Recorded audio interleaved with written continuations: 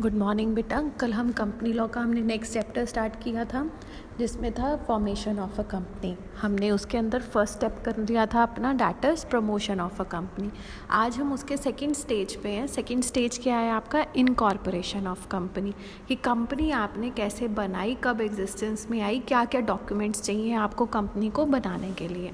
तो अब इसमें वो कह रहा है कि इसके अंदर जो प्रमोटर होता है वो सारे डॉक्यूमेंट्स इकट्ठे करता है और उन डॉक्यूमेंट्स को रजिस्टर कराता है, एप्लीकेशन लिखता है, किसके पास जाता है वो डॉक्यूमेंट सबमिट कराने के लिए?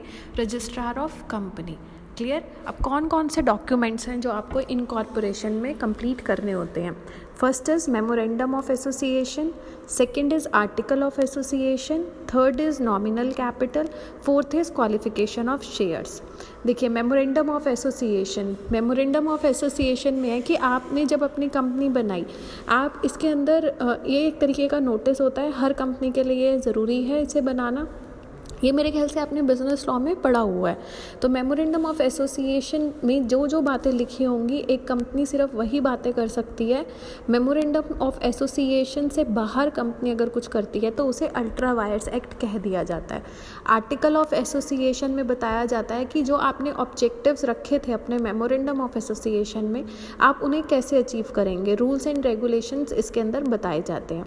फिर आता है नॉमिनल कैपिटल। नॉमिनल कैपिटल मतलब कि minimum amount of capital required by a company to start its functioning. Qualification of shares, qualification of shares है कि कितने नंबर ऑफ शेयर्स आपको चाहिए to qualify to become the member of company. अगर आपके मान लो कंपनी ने ये रखा हुआ है कि जिसके पास कंपनी के 10% शेयर्स हैं वो बंदा क्वालिफाई करता है कंपनी का मेंबर बनने से। तो जिनके पास भी कंपनी के 10% शेयर्स हैं वो लोग क्या हो जाएंगे? उसके मेंबर्स बन जाएंगे। क्यों? क्योंकि उनके पास क्या है? Qualification shares. आई होप आपको ये क्लियर हो। अब नेक्स्ट इसमें क्या कह रहा है कि अगर आपको अपने आप को रजिस्टर कराना है तो कौन कौन से डॉक्यूमेंट्स आपको चाहिए। फर्स्ट इसमें पॉइंट है कि जो मेमोरेंडम ऑफ एसोसिएशन है वो चाहिए और वो स्टैम्प्ड होना चाहिए, साइंड होना चाहिए और वहाँ पर विटनेस प्रेजेंट होने चाहिए जिनके सामने डायरेक्टर्स उस पर साइन करेंगे। क्लियर? फिर वो कह रहा है कि आर्टिकल ऑफ एसोसिएशन भी स्टैम्प्ड होना चाहिए और जो विटनेसेस हमारे मेमोरेंडम ऑफ एसोसिएशन में जैसे विटनेसेस चाहिए थे वैसे ही हमें आर्टिकल ऑफ एसोसिएशन के साइन के टाइम भी विटनेसेस चाहिए होंगे। फिर वो इसके अंदर कह रहा है कि रिटन कंसेंट चाहिए हमें। किसका रिटन कंसेंट चाहिए? जो भी हमारे डायरेक्टर हो सकते हैं कि वो रेडी हैं कंपनी का डायरेक्टर बनने के लिए, उनसे आप अंडरटेकिंग लोगे कि उनके पास कंपनी के इतने क्वालिफिकेशन शेयर्स हैं। क्लियर हो गया? नेक्स्ट पॉइंट इज़ कि एग्रीमेंट होना चाहिए मैनेजिंग डायरेक्टर्स के साथ कि आप इस कंपनी के अब डायरेक्टर बन गए हो। देखो फर्स्ट पॉइंट में क्या था? मेमोरेंडम ऑफ एसोसिएशन होना चाहिए, ड्यूली साइंड होना चाहिए, विटनेसेस होने चाहिए। आर्टिकल ऑफ एसोसिएशन भी ड्यूली साइन होना चाहिए, विटनेसेस होने चाहिए। फिर वो कह रहा है कंसेंट होना चाहिए, रिटर्न कंसेंट होना चाहिए जो उसके डायरेक्टर्स बनने जा रहे हैं। फिर वो कह रहा है कि एग्रीमेंट होना चाहिए कंपनी और जो आपके ये जो डायरेक्टर्स हैं कि वो कंपनी की वर्किंग के लिए रेडी हैं, फुल टाइम वर्किंग के लिए, और वो कंपनी के डायरेक्टर बनने के लिए रेडी हैं, उसका अग्रीमेंट होना चाहिए। अब आपके पास और क्या होना चाहिए? आपके पास कॉपी होनी चाहिए कंपनी के रजिस्ट्रार की जिसके ऊपर वो लिख कर देगा आपको कि इस कंपनी का ये नाम मैं अप्रूव करता हूँ कि ये कंपनी इसका ये नाम रख सकती है। अप्रूवल लेटर होना चाहिए बाय द रजिस्ट्रार। आपके पास एक डिक्लेरेशन होना चाहिए आपके पास कि जो भी फॉर्मेलिटीज़ एक कंपनी को रजिस्टर करने के लिए चाहिए, आपने वो फॉर्मेलिटीज़ आपकी नॉलेज के अकॉर्डिंग वो आपने फुलफ़िल की हैं। क्लियर? फिर वो कह रहा है कि आपके पास एक नोटिस होना चाहिए जिसमें एग्जैक्ट एड्रेस होना चाहिए रजिस्टर्ड ऑफिस का, और वो भी आप सबमिट करोगे। जो मेमोरेंडम ऑफ एसोसिएशन है, आर्टिकल ऑफ एसोसिएशन है, जो भी डायरेक्टर्स की कंसेंट है, जो भी अग्रीमेंट है, जो भी स्टैट्यूटरी डिक्लेरेशन है, उसके साथ आप एक ये नोटिस भी अटैच करोगे जिसके अंदर एग्जैक्ट एड्रेस होगा कंपनी का और कंपनी के रजिस्टर्ड ऑफिस का। फिर वो कह रहा है कि सर्टिफिकेट, ये जो हम बात कर रहे हैं इनकॉर्पोरेशन सर्टिफिकेट की, वो होता क्या है? सर्टिफिकेट ऑफ इनकॉर्पोरेशन होता है जिसके अंदर कंपनी की बर्थ डेट लिखी होती है। जैसे हमारा बर्थ सर्टिफिकेट होता है ना कि ये इस बच्चे का बर्थ इस डेट को इस ईयर में इस जगह पर हुआ और ये इनका बच्चा है, तो सेम ऐसे ही इनकॉर्पोरेशन सर्टिफिकेट होता है जिसके ऊपर मेंशन होता है कि कंपनी इस डेट को इस जगह पर बनी और कौन कौन इसके डायरेक्टर्स हैं, ये इसका रजिस्टर्ड ऑफिस है, ये फॉर्मेलिटीज़ इसने पूरी करती हैं। देखो अब वो कह रहा है 1 नवंबर 2000 के बाद से जो रजिस्ट्रार है कंपनी का, वो कंपनी को क्या अलॉट करता है, कॉर्पोरेट आइडेंटिटी नंबर। क्लियर। 1 नवंबर 2000 के बाद से ये प्रोविज़न आ गया है कि आपके पास CIN होना चाहिए, that is corporate identity number. देखिए ये है आपका सर्टिफिकेट ऑफ इनकॉर्पोरेशन। इसके अंदर क्या है, कॉर्पोरेट आइडेंटिटी नंबर है ऊपर सबसे पहले, फिर उसके बाद इसके अंदर है कि यहाँ पर ये डिक्लेयर किया जाता है कि ये एक कंपनी है, प्राइवेट लिमिटेड कंपनी है, इस डेट को इसने इनकॉर्पोरेट हुआ, कौन से एक्ट के अंदर ये इनकॉर्पोरेट हुई और इसने ये किस मतलब 31 किस डे को ही, देखो यहाँ लिखा हुआ है नीचे 31 डे ऑफ अक्टूबर 2006 की ये कंपनी 2006 को इनकॉर्पोरेट हुई। क्लियर। अब देखो आपने ये देखा है यहाँ पे कि इस सर्टिफिकेट ऑफ इनकॉर्पोरेशन के अंदर सारी चीज़ें मेंशन है, कहाँ पर हुई, किसके अंडर हुई, कब हुई। तो ये एक ऐसा डॉक्यूमेंट है सर्टिफिकेट ऑफ इनकॉर्पोरेशन जिसके अंदर कंपनी की सारी डिटेल होती है। अगर कोई कमी रह भी गई तो अगर सर्टिफिकेट ऑफ इनकॉर्पोरेशन में आपने वो कमी को ध्यान नहीं दिया और आपने वो इशू कर दिया तो वो चीज़ें नेग्लिजिबल हो जाएंगी और एक्चुअल में जो चीज़ सर्टिफिकेट ऑफ इनकॉर्पोरेशन के ऊपर मेंशन है वही चीज़ मानी जाएगी। तो ये एक बहुत क्रूशियल डॉक्यूमेंट है, इम्पॉर्टेंट डॉक्यूमेंट है जिसे इशू करने से पहले रजिस्ट्रार को सब चीज़ें अच्छे से चेक कर लेनी चाहिए। अगर कोई कमी रह जाती है तो who will be responsible, registrar की, उसको ये सब चीज़ें पहले चेक करनी चाहिए थी। क्लियर। अब कैपिटल सब्सक्रिप्शन क्या होता है पता होगा आप सब बच्चों को। जो हम रेज़ करते हैं फंड्स, किससे रेज़ करते हैं, फ्रॉम द पब्लिक। किस तरीके से रेज़ करते हो, bye issue of shares and debentures.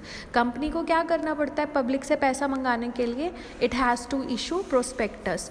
Prospectus issue करेंगे, कंपनी के बारे में उसके अंदर बताएंगे, लोग उस प्रोस्पेक्टस को पढ़ेंगे, उस प्रोस्पेक्टस को पढ़ के अगर उनको लगेगा कि इसमें इन्वेस्ट करने से मुझे प्रॉफिट होगा तो लोग आपकी कंपनी के अंदर इन्वेस्ट करेंगे। तो प्रोस्पेक्टस क्या होता है, invitation to the public to subscribe to the capital of the company. Clear हुआ।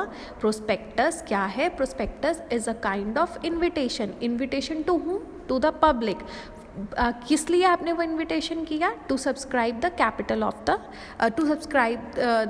To the capital of the company. Clear. अब देखिए, अब कैपिटल सब्सक्रिप्शन आपने कराना है तो कैसे कैसे कराओगे, आपने कहाँ से अप्रूवल लेना है, stock exchange board of India से। वहाँ से अप्रूवल लेने के बाद कंपनी ने क्या करना है, एक प्रोस्पेक्टस बनाना है। प्रोस्पेक्टस बनाने के बाद आपने क्या करना है, अपॉइंट करना है किसे, बैंकर्स, ब्रोकर्स एंड अंडरराइटर्स को। ये लोग क्या होते हैं, जो आपको फिनेंस प्रोवाइड करते हैं। फिर आपके पास मिनिमम सब्सक्रिप्शन होना चाहिए। आप लोग मुझे ये सर्च करके बताओगे कि मिनिमम सब्सक्रिप्शन कितना होना चाहिए in case of private company and in case of public company. उसके बाद आप एप्लीकेशन डालोगे स्टॉक एक्सचेंज में कि हमने ये सारी फॉर्मेलिटीज़ पूरी कर ली हैं, हमारे ये बैंकर्स हैं, ये ब्रोकर्स हैं, हमारा मिनिमम सब्सक्रिप्शन इतना रहेगा। एप्लीकेशन जब आप डालोगे स्टॉक एक्सचेंज में तो वो आपका इशू कर देंगे शेयर मार्केट में कि इतने अमाउंट पर ये शेयर इशू होता है। फिर लोग क्या करेंगे, अलॉटमेंट करेंगे शेयर्स का। क्लियर। अब ये जो आगे के पॉइंट्स हैं बेटा ये आप पढ़ लेना। इसके अंदर जो मैंने आपसे क्वेश्चन पूछा था कि मिनिमम सब्सक्रिप्शन कितना होने चाहिए, कितने दिन में हम वापस करते हैं अगर उतना मिनिमम सब्सक्रिप्शन नहीं आया, वो सारी गाइडलाइंस इन स्लाइड्स में। तो ये आप खुद से पढ़ेंगे, नहीं समझ आता तो मुझसे पूछेंगे और जिनको जो समझ आता है तो वो अपनी ऑडियो रिकॉर्ड करके मुझे भेजेंगे। अब वो कह रहे हैं कि जब हमारे पास जिस दिन हमें सर्टिफिकेट, जब last stage of formation of company क्या है, यहाँ पर देखो ये जो अब हमारी क्या आ जाती है, लास्ट स्टेज आ जाती है। पहले हमने क्या किया था, फर्स्ट स्टेज क्या थी, याद करो फटाफट से अपने माइंड में। फर्स्ट स्टेज थी हमारी प्रमोशन ऑफ अ कंपनी, जिसमें हमने पढ़ा था प्रमोटर्स, है ना। फिर हमने प्रमोशंस के भी आगे स्टेजेस पढ़ी थी, स्टेप्स पढ़े थे।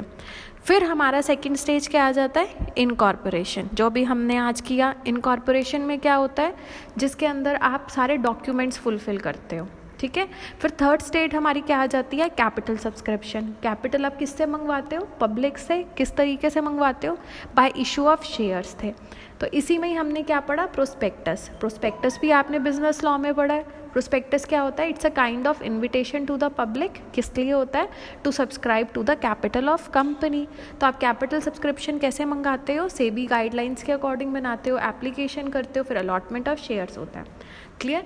अब लास्ट स्टेज होती है ये हमारी फॉर्मेशन ऑफ कंपनी में, क्या होती है last stage, that is commencement of business. अब आपको अपना बिजनेस स्टार्ट करना है तो उसके लिए जो रजिस्ट्रार ऑफ कंपनी है वो आपको क्या इशू करेगा, certificate of commencement of business.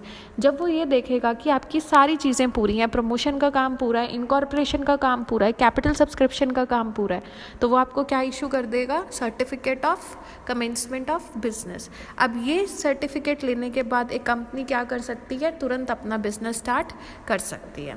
Clear. अब ये एक स्लाइड है उसके बाद कि what is minimum subscription, then minimum amount required by a company to start its business, that is called as minimum subscription। बेटा प्लीज़ इस चैप्टर को अच्छे से गो थ्रू करो, इसमें से भी क्वेश्चन आता है, इसमें से प्रमोशन में से एक क्वेश्चन बनता है, देन इसमें से एक क्वेश्चन बनता है इनकॉर्पोरेशन ऑफ कंपनी में से। तो आप ये अच्छे से पढ़िए, कोई इशू हो तो आप में से अपने डाउट्स व्हाट्सएप पे पूछ लेना। Thank you so much.